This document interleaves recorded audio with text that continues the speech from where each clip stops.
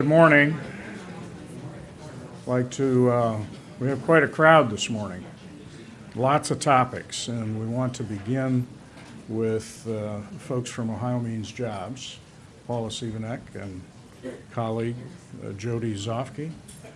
I have to say, yesterday I had a meeting with someone who, and your presence here will help answer this. The person basically said, when are you going to create jobs in our community? And I informed them that for 2 years now we've had 1,500 jobs surplus.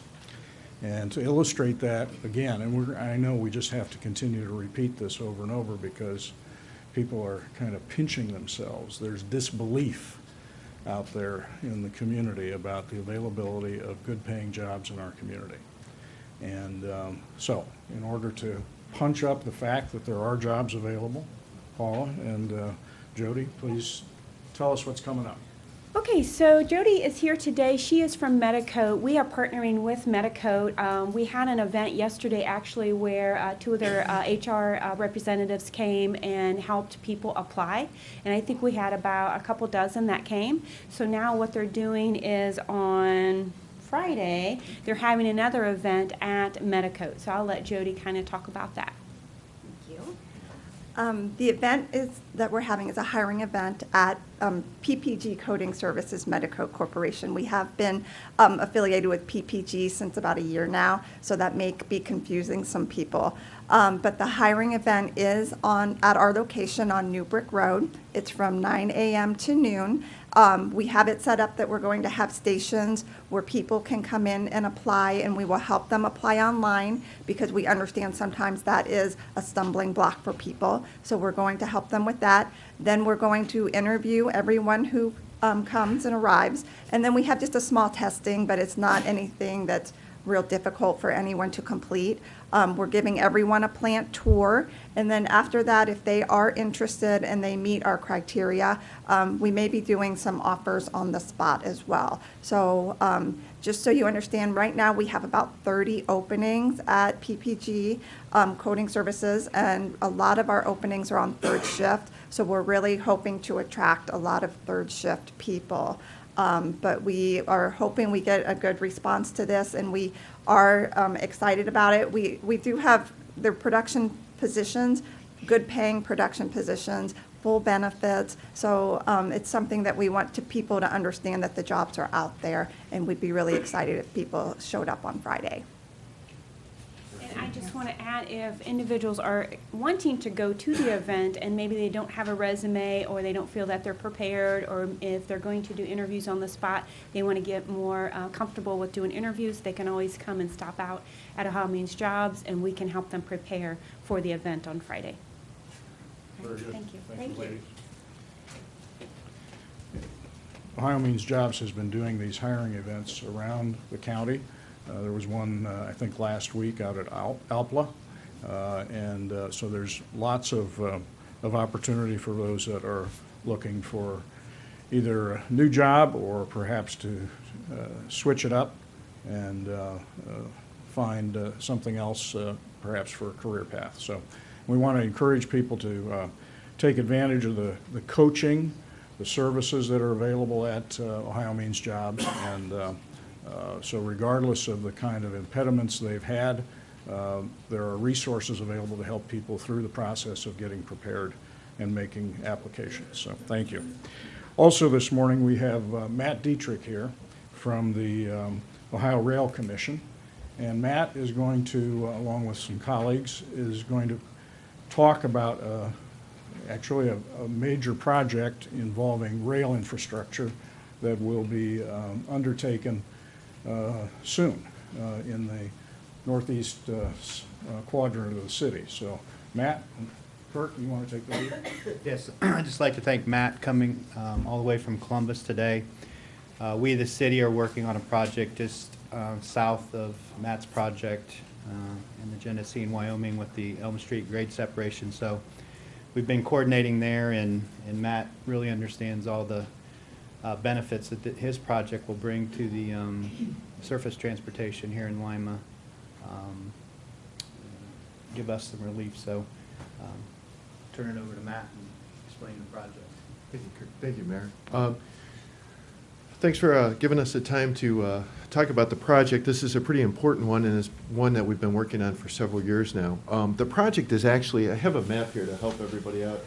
It's actually, with the location, it's actually called the Sugar Street Interlocking. It's where the Chicago, Fort Wayne, and Western and the Indiana and Ohio railroads cross. You can think of it kind of as a traffic light. And right now, there's just a stop sign, and we're upgrading it to a modern traffic light. Right now, when the circuitry right now that's controlling this is very old, and as a result of that, there's continued problems, and it results in backups along going south. That would be East Wayne, North Street, High Street, all the way down to Elm Street, and then on the east, it's Pine, Jackson, Main, Elizabeth, and West. So whenever there's a problem here and trains have to stop, they can back up. That's just a mile in each direction, and as all of you know, I'm not telling you anything that, trains don't just stop backing up there. They go all the way through. So the project that we've been advancing, we originally tried to get a federal grant for this, and unfortunately we were unsuccessful with that federal grant, but the latest transportation bill gave us some flexibility with the funding that we have toward grade crossings to be able to address this. So this is working with the railroad, the Chicago, Fort Wayne, and Eastern, and the I&O, ourselves, and the city. And what we're going to be doing is we're going to be first upgrading the circuitry here. So that'll be, like I said, it's basically the railroad equivalent of a stoplight. And we're going to be putting new circuitry so that they can sense it. The train crews can actually dial in as they're approaching this to get the right signals so they don't even have to stop. And then we're going to be adding a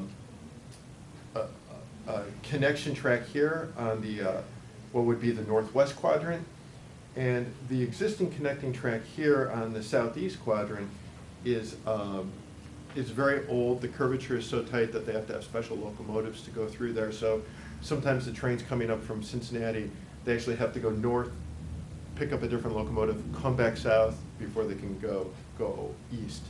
So by doing this, they'll be able to utilize this with what the term is road locomotives. They're just the bigger diesel locomotives. So when we put all this together, it's not going to solve all the congestion problems in the city of Lima and in Allen County. But it's a good start. It's kind of a linchpin project. If we get this fixed, then we can look at some of the other connection issues and connectivity issues and begin to address some of the other congestion issues. So we're really excited. We had a lot of local support from the original grant application, from the city, from the schools, from the planning commission. Part of this is going to require, I think, like 0.1 acre. So we're working with that's owned by the city. So we've been working with Kirk to help us with that, and ODOT district with the real estate issues. So we're really excited about this. It's like standard infrastructure project. If we're really successful, you will never notice it. So I'd be happy. We have some maps to, if anybody's interested, and I'm more than happy to answer questions if that's appropriate. How much is the project going to cost? $2.1 million is the working estimate right now. Very good. Well, we appreciate, council will Lima City Council will actually have legislation on Monday night regarding the easement for the real estate, and so the project actually begins construction when? We have to get some clearance for the real estate. Hopefully we can get it started. The goal is to get it started in the fall, and it's only going to take a couple months. So, depending on the weather, maybe by year end, if not in spring. Very good. Right. Great. Thank you Thank you, for being Mayor. here, Matt. And by the way, Matt used to be, in a prior life, on the staff at Allen County Regional Planning Commission. Did my internship And, there? Yes, I did. So we trained him locally, and he's now the director of the Ohio Rail Commission. So good to have you back home. Thanks. All right, Matt. And again, just to emphasize, often on the DT&I or the I&O Railroad, trains pull into town, and with the current system, they end up, because of the block or trains going east-west, they end up sitting there. So a lot of the traffic on Elm Street or the other intersections gets backed up. This will allow them literally to call in effect, to the intersection from 30 miles out, and in effect understand if there is blockage, they'll sit out of town rather than pulling into the city, and cure that set of problems for us. So we appreciate it very much. Thank you, Matt. Also, we have folks here from the Crime Victim Services with their elder justice team. So, ladies, if you'd like to come up, whoever's a part of this. The whole team. Okay. So it's not just Crime Victims Services, it's a set of folks and agencies. Alicia, are you taking the lead? Adult Or is- Protective Services and Long-Term Care Okay. Ombudsman are gonna take Notice the how lead. they just all rush to this. Got it. All yours. So, good morning. I think to start, we will let each of the representatives from the organizations that comprise the elder awareness team here in Allen County introduce themselves. I'm Cynthia Scanlan with Children's Services. I'm Alicia Harper with the Area Agency on Aging. Kimberly Baker with the Area Agency on Aging. Neely with Crime Victim Services, Elder Victim Ministry. I'm Jenny Knippen from Allen County Children's Services. Alicia Bush, Elder Victim Ministry, a program of Crime Victim Services. Marianne Bradshaw, the Long-Term Care Ombudsman Program. Marilyn Horstman, Job and Family Services. Leanne Shea, Crime Prevention for the Lima Police Department. Jamie Dixon, National Church Residences with Lima Towers. John Keenahan, Legal Aid of Western Ohio. Jerry Burton of the Allen County Council on Aging. So, building strong support for elders is the theme for World Elder Abuse Awareness Day, which is today. World Elder Abuse Awareness Day is an opportunity for people to learn about resources and the support available to elder abuse victims here in Allen County. The purpose of an Awareness Day is to ensure community residents have the information needed in the event of an elder abuse incident. The Allen County Elder Justice Collaborative Team, that's a mouthful, all of them behind me here, ask community members to wear something purple on June 15th and to consider checking in on an elder in your neighborhood. In the United States, 10,000 people turn 65 each day, a trend that is expected to continue during the next 2 decades. As the elder population increases in numbers, so does the potential for seniors to be exposed to abuse. World Elder Abuse Awareness Day serves as a call to action for individuals, organizations, and communities to raise awareness about abuse, neglect, and exploitation of elders. The International Network for Prevention of Elder Abuse and the World Health Organization at the United Nations launched the first World Elder Abuse Awareness Day back in 2006. This was an effort to unite communities around the world in raising awareness about elder abuse. Adult Protective Services helps vulnerable adults aged 60 years and older who are in danger of harm, are unable to protect themselves, or may have no one to assist them. The Ohio Department of Job and Family Services supervises the state's Adult Protective Services system. ODJFS plans and develops programs, writes rules and regulations pertaining to APS. Each of the county job and Department of Family Services receive and investigate reports of abuse, neglect, and exploitation. Children's Services, back in the middle of 2016, last year, had the opportunity to collaborate with the Job and Family Services in providing assessments and investigations to Allen County elder population. Legislative changes occurred the beginning of last year that required Job and Family Services APS units to provide on-call after-hours emergency availability for accepting referrals.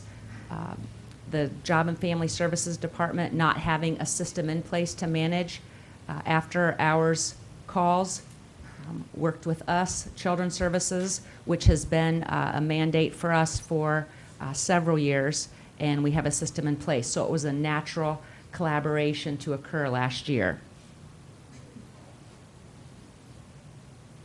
I think we want to, Mary Ann next, or? Thank you. Again, I really appreciate the opportunity to come in here and talk to you. I'll tell you a little bit about the Long-Term Care Ombudsman Program.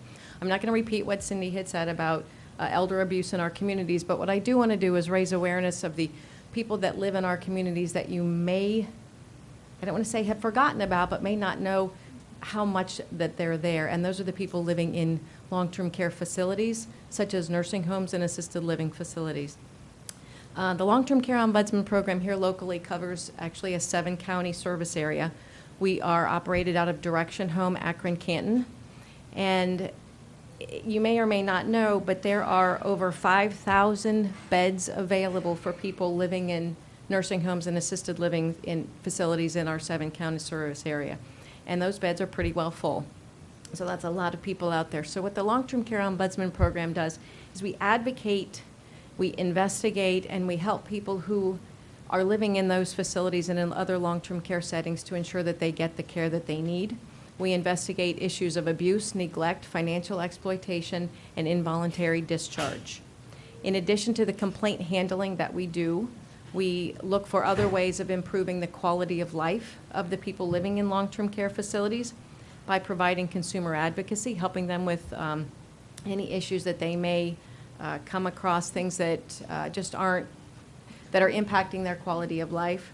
We provide information and problem-solving assistance on Medicare and Medicaid issues. And we also provide selection assistance. So if somebody needs to go into a nursing home, if they find themselves coming out of a hospital, or maybe they've exhausted all of their support systems in the rest of the community, we help them find, a suitable place where they can hopefully get the care that they need. As I said, we do cover a 7-county service area, and we are currently operated under Direction Home out of Akron and Canton. But our contact information is going to be in some of the information that's out there. We really encourage people to call. The information that we have, just like working with Adult Protective Services, is kept confidential. So we really encourage people reaching out to us. Thank you. Just a couple things before we have Mayor Berger present proclamation. A couple of things that this team is doing to heighten awareness here in Allen County for World Elder Abuse Awareness Day. That's a mouthful. On Thursday, June 15th, we are hosting a series of meet and greets throughout the community. The team, this team behind me here, will visit a senior residential facility and 2 senior service centers, bringing refreshments and information for seniors on abuse, neglect, and exploitation support services. So.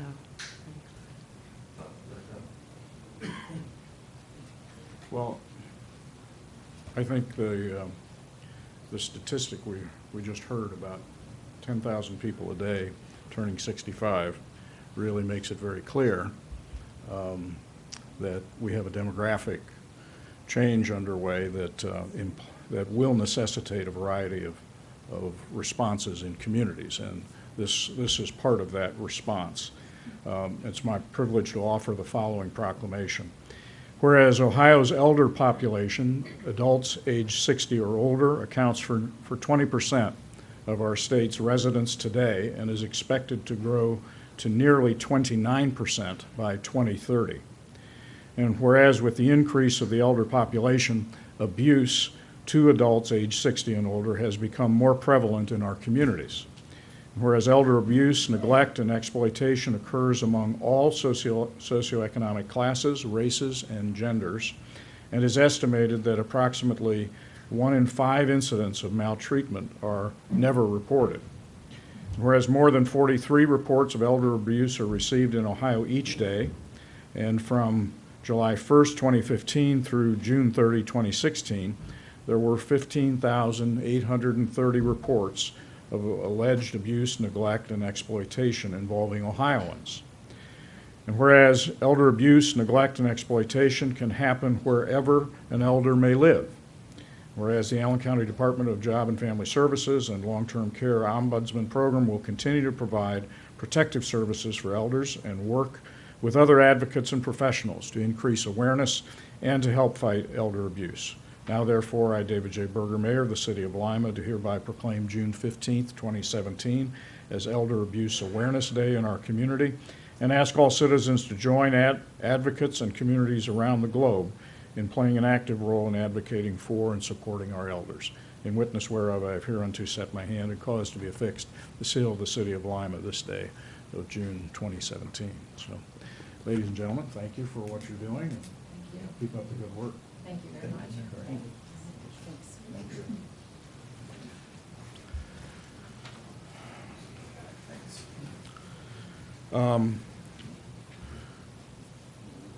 Dr. Mishr is here along with other representatives of Lima Sister City. We have an announcement about an event. If you want to come up, Dr. Mishr along with Diane Neely and Ardath, Sunderland. An event that will be taking place next week, and this is part of the international flavor of our very diverse community. Dr. Mishr. Thank you very much. Mayor, I know how much role you had to play with this. Very, very vital. International Yoga Day was proclaimed by the United Nations General Assembly in 2015. And last year, 190 countries, millions of people practiced yoga practices throughout the world. So this is the first time we'll be celebrating this day on the 21st of June at the Senior Citizen Center in Lima on Elm Road, 6 p.m. This is a program which will have a demonstration about chair yoga. Mayor Berger, along with the other delegates who went to the Varanasi city, witnessed that in person. There were hundreds, 400 or 500 people sitting on a chair, and they were doing yoga early in the morning. So a lot of people. 5 o'clock. 5 o'clock in the morning. And you know, people get discouraged. Oh, I got arthritis. I got too much weight. I cannot do all those postures. Don't worry, you're all invited. All you have to do is to sit on the chair and learn the 10 types of yoga breathing. And tell me, who does not need reduction in the mental stress? Mental stress is the root cause of the evil. A lot of doctors fail in their treatments, including me. When I prescribe treatments and people cannot lose weight because they eat out of stress. So it has many benefits. I'll be talking from my bed on that day because I'll be operated on the knee, my knees on the 19th. But my wife refused to drive me there, and my doctor said, no, you cannot go there. I wanted so much, but the yoga teachers will be there who will demonstrate, and we'll have more programs. But this is an introduction to people who don't know anything about yoga. I have some pamphlets. I know it's a very busy schedule today, so I appreciate very much. You're all welcome to come, and we are grateful to the, please rise if you want, Senior Citizen Center in charge, who is with many collaborations. And of course, the Sister City organization is sponsoring the event. I am Ardath Sunderland. I'm the secretary of Lima Sister Cities. Lima Sister Cities Association is proud to be a co-sponsor of the International Yoga Day in Lima on June 21st. And the event, as Dr. Mishr said, will be at 6 p.m. at the Senior Citizen Center on Elm Street. Lima Sister Cities is currently working on establishing a Sister Cities relationship with Varanasi, India. Yoga is a daily staple for residents of Varanasi. We are happy to be able to share one of the cultural practices of our future sister city with Allen County, Ohio residents, and we encourage all of you, regardless of age or your physical condition, to please attend. Thank you. Very good. Thank you. Thank you. Doctor, good to see you again. Diana, thank you.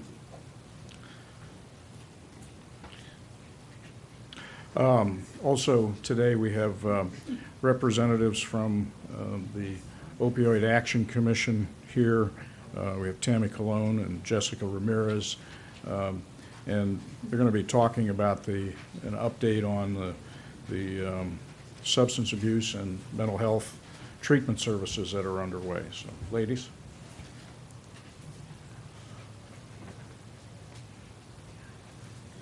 Good morning. Good morning, everyone. Fitting that it's I Love Lima Week, because you can see why we should. There's a lot of great initiatives going on, and we wanted to share one of our initiatives with you as well.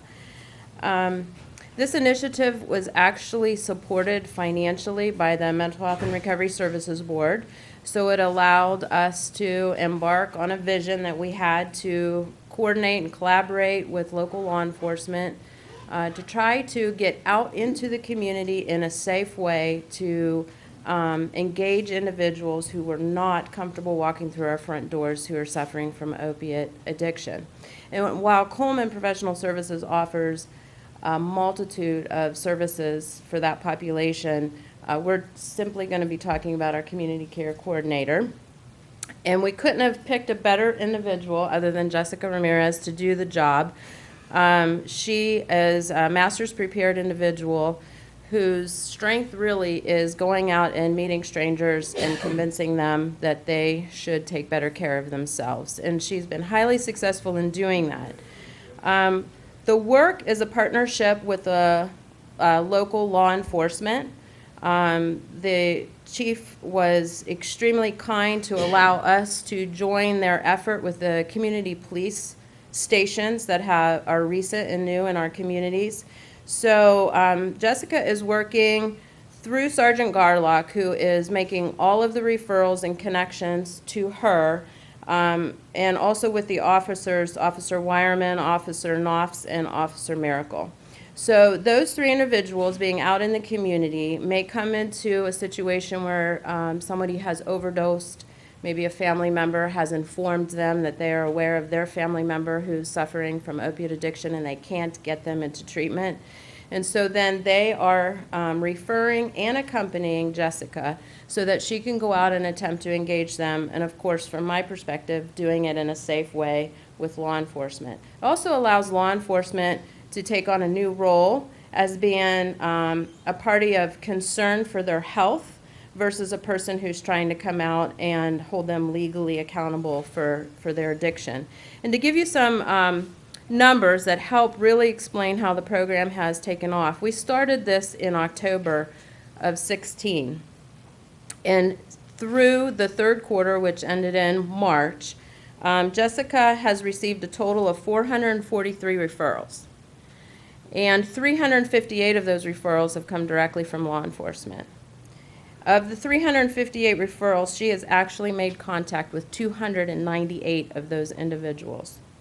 And of the 298 that she's made contact with, she's referred 176 for substance use treatment and 134 for both mental health and substance use treatment. That's 15. So in essence, she has an average of about 80% of the individuals that she is making contact with, of those that she made contact with, are coming through our front doors and asking for treatment. We can't get 80% of the people who come through our front doors to come back the second time and continue in treatment. So that is significant evidence to show that there are lots of individuals who are suffering from this addiction in our community who just don't know how to get access to services, who are afraid to ask for services, but generally and genuinely want to get better and want services. And as soon as somebody puts the opportunity in front of them, guides them into the front door, they're staying for treatment. So we're pleased, we're thankful, and I suspect it's going to grow. And there'll be more of Jessica coming to the community soon, so. Jessica, any comments? No, Jessica doesn't like to talk, so. But obviously, the way that you talk with individuals is amazingly effective. Sure.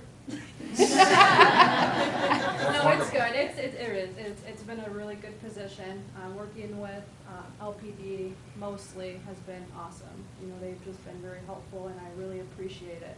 You know, from nagging Sergeant Garlock at 7 a.m., hey, where are my referrals, to, you know, nagging the NOFs and Miracle Environment to transport me, Uber me around. So they're very helpful, so it's been awesome. That's terrific. It's a great partnership and wonderful outreach to the community. It is. Thank you. Thank you. Thank you very much. And I think it's really important that our community is aware that this kind of partnership is active and it is as effective as it is. I mean, it's just a truly awesome talent that Jessica has for engaging people that frankly need emergency engagement and intervention. So thank you very much. And to all the community officers, thank you very much for making those connections. It's obviously you know, I've heard the chief comment and try to be very specific about the kinds of work that community-oriented policing involves. And it's not just a work where they're in a substation. The substation is just a physical location. The work actually happens on the street. It happens with residents. It happens with people. And this is a great example of how this goes to the heart of problem solving, relationship building, and really effective care for ourselves as a community. So thank you. Andy Maravola, sorry Andy, I just butchered your last name, is here with information about his upcoming charity car show that he's putting on at Westgate. Andy? Thank you, Mayor. Appreciate morning. it. Thank you. We're going to have our 9th annual car show. It's going to be held at Lima Auto Mall, 2200 Cable Road, June 25th. Okay? And this is 9 years we've been doing this. And we've been giving money away every year, you know, to the people in town. And just happened today, I seen Mrs. Sunderland, and the year before last, we give them $1,000 for the sister cities. Last year, we raised over $8,000, and $8,000 went away for all the charities. We picked the charities after the car show. So we want the good Lord to give us a good day, and we make a lot of money so we could give the money away. Some of the stuff we have going on here is we have the Best of Show Awards, and this is a big attraction for us because we give away $500 for Best of Show, $200 for second place, $100 for third place. This year we got some new vendors. Milano's will be there selling food. Andy Johnson, Westgate will be selling food. We got popcorn, ice cream, and we try to put a whole mix into it, you know, and we give awards away for My Choice, John Choice. We have Barney there. You know, last year we had Barney, and he put on a good show. We had an Elvis impersonator from Columbus. He brought his whole band, the backup singers, and everybody, and Barney decided he wanted to go up the stage and arrest them, you know, so it was really funny. But we get all these awards, and we give everything away, and like I said, all the money goes to charity. Everything we do goes to charity. So we're hoping for a good day this year, and we're hoping for a lot of turnouts. Last year we had over 350 cars there we put in that lot, and everybody had a good time. It was hot, but you know, still everybody had a good time. It gets hot when I was standing there and see the heat coming off the blacktop. But I'm not going to complain about that because I would take that than the alternative. So with the help of everybody in town, the news and all our sponsors and everybody that takes care of us, you know, I'm really appreciative of all the help we got, the mayor having me down here. And this is a good deal for the community. And like I said, giving away the money is the best thing. So when we give away the money, I make sure we have the news up there at Westgate. We invite all the people that we're giving the money to, and we hand them all certified checks so everybody knows where the money's going to. So that'll be it. Like I said, I wish we get a good day and we could continue doing what we want to do. So thank you very much. Appreciate it. Oh, one more thing. We got flag raising at noon. And I got to thank Chief Hadding because he brings his fire truck down. He does the flag raising. And this year, the Vietnam Veterans of America, Chapter 89, Lima, Ohio, will be posting the colors at the car show at noontime. We open up 10 for registration, but we actually open the show after we have the colors. And once the colors are presented and that's done, then actually the show comes open. So that's what we want to go. I appreciate the Vietnam veterans and everybody that helps us. We've got to take care of our vets. So again, thank you very much and hope to see some of you at the show. Thank you. Andy, thank you, and Thank good you, luck Mayor. with this year's Thank you event. very much. We have Brandon Fischer here from the Allen County Health Department to talk about mosquito trapping that is going to begin this summer. He has a demonstration. We don't have demonstrations very often.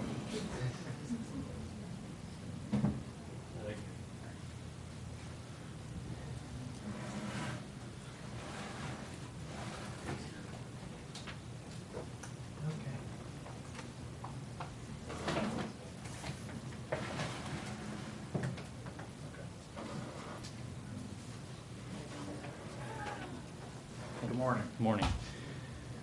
Well, thank you for having me out. I'm with the health department. We are resuming mosquito trapping this year. We did mosquito trapping last year, which was the first year that we did mosquito trapping since 2008 in response to the Zika virus outbreak that was taking place down in Florida. Ohio Department of Health asked us to try to get a profile of the mosquitoes that were in the county. We have two different types of mosquito traps that we utilize. This one back here is our CDC Gravit trap. We want to make sure that everyone kind of gets an idea of what it looks like because community members might be concerned when they see a gray pipe with batteries attached to it and wires going to the inside. We want to make sure that they know that this is just a mosquito trap. We do have markings on the side of the box that says Health Department, and then on the pipe itself it says Health Department as well. What this trap does is we put stinky water in it that ferments over a 3 to 5 day period with grass and gerbil food in there. It simulates the habitat where mosquitoes lay their eggs. The mosquitoes then go down into this trap. The fan sucks them up and they're captured into this net up top. We capture these nets, take them back, and send these in for testing. This trap is utilized to test for mosquitoes that transmit West Nile virus. Those mosquitoes are then sent down to the Ohio Department of Health. They go to their lab and then they're tested to make sure that to exclude the presence of West Nile virus, identify the mosquitoes that are in that pool, and any further testing that they do. We did not identify West Nile virus in Allen County last year, but surrounding counties did have it. Hancock County had 5 different pools of West Nile virus, and I believe Mercer and Van Wert had those as well. So that's the first trap that we have. This is the one that's going to stink the most, so don't disturb it because you will not be able to get that out of your clothes anytime soon. And how many of those will be deployed? We have up to 4 of these traps available to us. Okay. This is a new trap that came to us.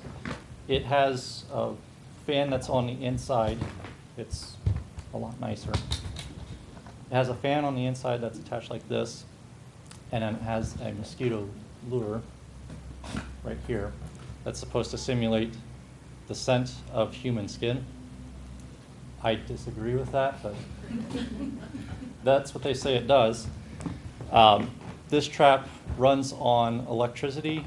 We also have car batteries, again, or car or motorcycle batteries. Again, you see a car or motorcycle battery next to a unit that doesn't look familiar in the community, you may get some people that think that something's going on, somebody's trying to bomb something or do something like that.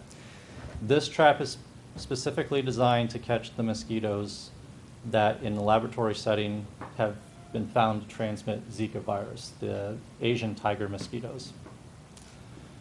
We did not identify, these traps did not do well last year, and that's great because we did not identify any Asian tiger mosquitoes in Allen County. Throughout the state of Ohio, I-70 was about the line for those mosquitoes to move up. The concern is if someone travels to an area with active Zika infestation, they catch Zika, they don't know they have it, and they get bit by a mosquito that can transmit it, they can then spread that to other members in the community as they bite them. The nice thing about it, those mosquitoes don't fly far, but if we do have local transmission, then that becomes a cause of concern where we do have to start looking at looking for pregnant women, providing treatment for them to make sure that there's no birth defects there. So our big ask with this is we want to identify community members that are concerned about mosquito populations in their area to find more locations of traps so that we can get a better profile of what the county looks like. We've been utilizing parks throughout the county, but we do ask that if anybody has a concern about a trash situation near their home or they think that they have mosquitoes, give us a call. If you're willing, we can set up a trap in their yard. We're in late in the afternoon, we're out early in the morning, and we'll get you information. Usually about a week or two turnaround time on identification of the mosquitoes, and then if there's a positive for West Nile, it could be 2 to 3 days that we get that information back from the Ohio Department of Health. So, any questions? So folks that are interested in having tests conducted on their property should just call and ask for you at the health department. Yeah, just call and ask for me or have a mosquito concern. Calls will be directed to me, and that's all we need. And then we'll just go through our questionnaires with them. And you'll be testing over what period?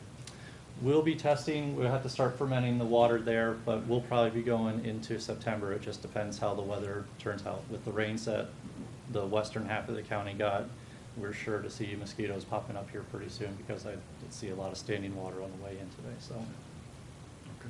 All right. Thank you very much. Thanks, Brandon. Very good. Well, thank you all. We appreciate your presence here today and the many announcements that have been made. We will break down for individual interviews. So, thank you.